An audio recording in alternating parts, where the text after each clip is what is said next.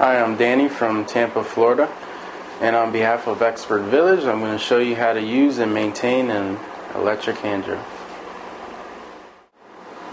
Okay, I'm going to talk about safety on the hand drill. You want to make sure that when you put the bit in, or whatever you're going to use on your drill, you want to make sure it's tight. Use your chuck if it's chuckless. Hold it, make sure it's completely tight. This is a quarter drill. Just make sure there's no breaks or kinks or anything in the wire.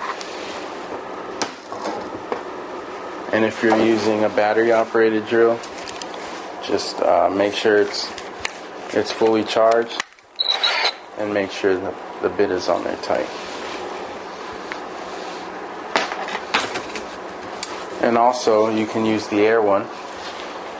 It's the same as the corded one with the key chuck, so it'd be the same process. Just make sure you have a good air pressure in your tank, and also make sure you have your safety glasses on, because you don't want any bits or anything breaking and going into your eye.